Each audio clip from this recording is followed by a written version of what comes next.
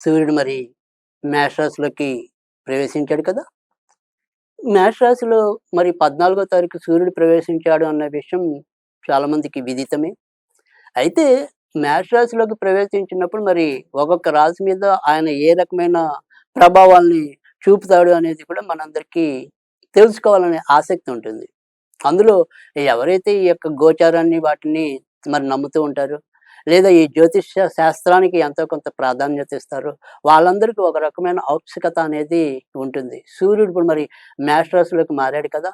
నాకేమైనా మరి భవిష్యత్తు ఆశాజనకంగా ఉంటుందా? లేదా నేనేమైనా కొత్త ఇబ్బందులు పడతానా?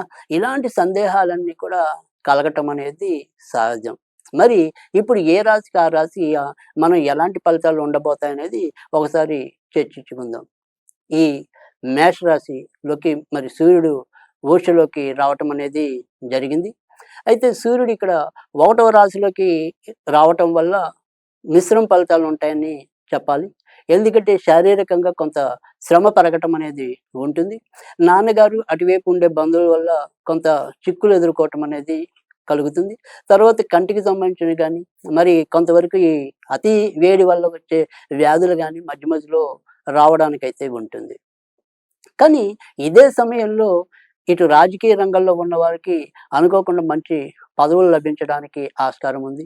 అలాగే ప్రభుత్వ ఉద్యోగాలు కొనసాగుతున్న వాళ్ళు గానీ, ప్రభుత్వ కాంట్రాక్ట్ కొనసాగుతున్న వాళ్ళు గానీ, వాళ్ళకి ఎంతో కొంత వారి వారి యొక్క ప్రయత్నాలు ఆశాజనకంగా ముందుకెళ్ళడానికి కూడా ఆస్కారం ఎక్కువగా కనిపిస్తోంది. ఇక సంతాన పరంగా ఏవైనా సరే కొంత శుభవార్తలు వినడానికి కూడా అవకాశం ఎక్కువగా ఉంది. తర్వాత ఎవరైనా సరే వాళ్ళకి తెలిసి అంటే ఇక్కడ రాశి అనేది చాలా మందికి తెలుస్తుంది.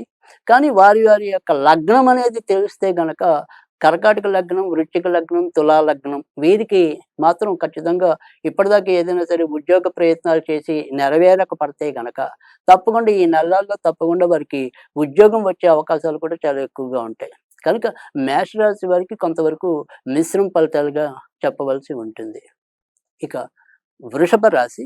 వృషభ రాశి వారికైతే గనక మరి వ్యయస్థానంలోనే ఈ రవి సంచరించడం అనేది ఉంది. వ్యయస్థానంలో ఉన్న రవి పూర్తి స్థాయి మంచి ఫలితాలు ఇవ్వడు. పైగా వృషభ రాశికి మరి చతుర్థాధిపతి అవటం వల్ల కూడా ఇంటికి సంబంధించిన విషయాల్లో ఏదైనా సరే కొంత ఇబ్బందులు తలెత్తుతూ ఉండటం.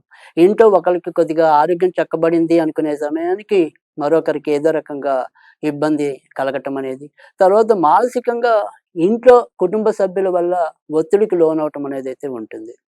కానీ ఏవైనప్పటికీ కూడా భూములు గానీ, ఇల్లులు గానీ అమ్మకానికి పెడితే అంటే కొనే వాటికి అంత అనుకూలత కాదు.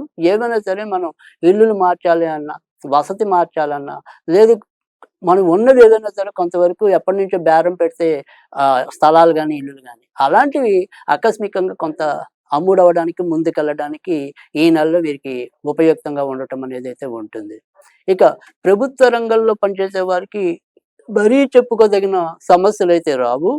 కానీ ప్రభుత్వ ఉద్యోగాల్లో ఉన్న వాళ్ళు మాత్రం ఎంతో కొంత తప్పకుండా జాగ్రత్తగానే ఉండాలి.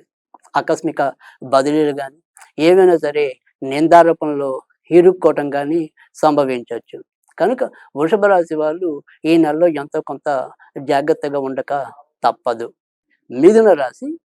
మిథున రాశి వారికి మాత్రం ఖచ్చితంగా మంచి ఫలితాలు ఎక్కువని చెప్పాలి. ఎందుకంటే లాభస్థానంలో ప్రస్తుతం మరి రవి సంచరించడం అనేది ముఖ్యంగా లాభస్థానంలో ఉండే రవి చాలా యోగదాయకంగా ఉండటం అనేది ఒకటైతే, రెండోది అది మోక్షలో లాభానికి రావటం కనుక చాలా అద్భుతమైన ఫలితాలైతే గనక మిథున రాశి వాళ్ళు చవి చూడడానికైతే ఉంటుంది.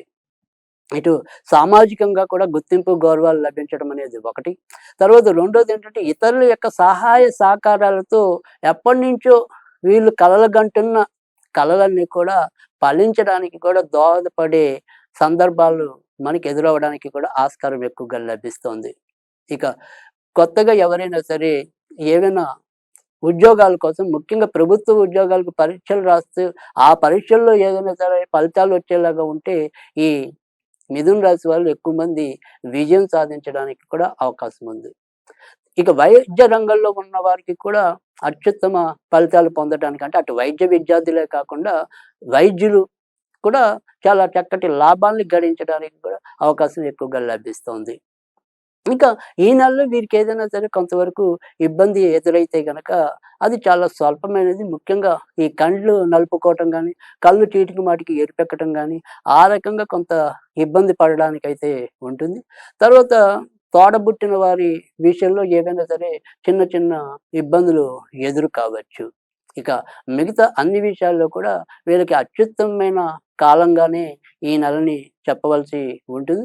కనుక వీరైతే గనక కొంతవరకు ధైర్యంగా వారి వారి యొక్క ప్రయత్నాల్లో ముందుకెళ్ళవచ్చు. కర్కాటక రాశి. కర్కాటక రాశి వారికైతే గనక మిశ్రమ ఫలితాలు ఎక్కువగా కనిపిస్తున్నాయి. వృత్తి ఉద్యోగాల్లో బాధ్యతలు పెరగటం అనేది ఎక్కువగా ఉంటుంది. తర్వాత బయట నుంచి రావాల్సినవి ఏవైతే ఉంటాయో అవి కొంతవరకు లేట్ అయ్యే పరిస్థితి అయితే ఉంటుంది.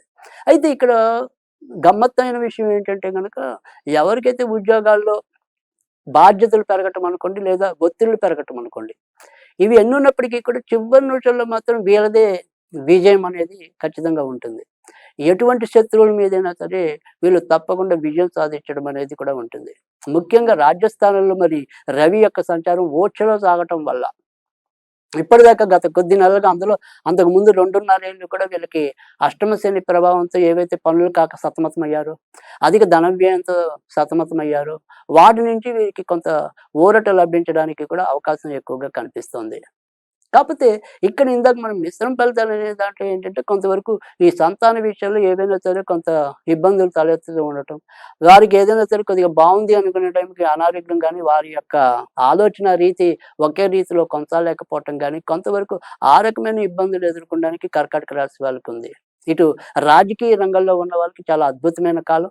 వాళ్ళు ఏదైనా సరే గట్టిగా పదవుల కోసం ఆకాంక్షిస్తున్నట్టయితే గనక తప్పకుండా వారికి ఆ పదవులు వచ్చే పరిస్థితి కూడా ఎక్కువగానే కనిపిస్తుంది. ఇది కర్కాటక రాశి వారికైతే గనక ఈ రకంగా ఎక్కువ మంచి ఫలితాలున్నాయి. 1, 2 ఇంటికి సంబంధించిన విషయాల్లోనే కొంత వ్యతిరేక ఫలాలున్నాయి. సింహరాశి.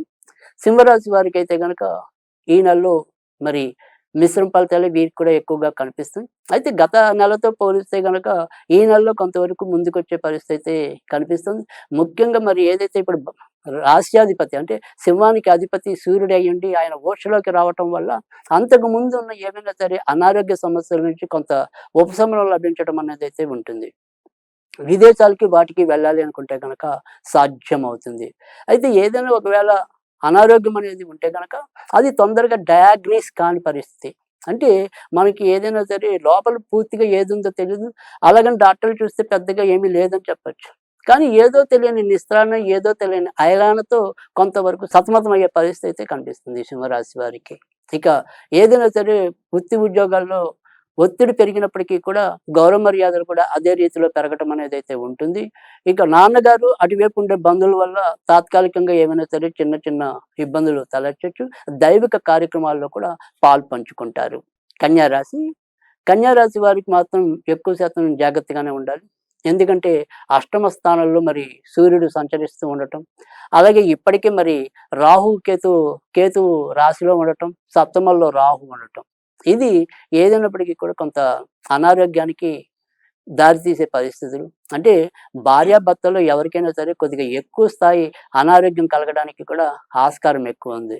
ముఖ్యంగా ఒక వయసు పెరిగిన దంపతుల మధ్య ఏవైనా సరే కొంతవరకు ఒక్కోసారి విపత్కర పరిస్థితులు దారయ్యే పరిస్థితి కూడా ఉంటుంది.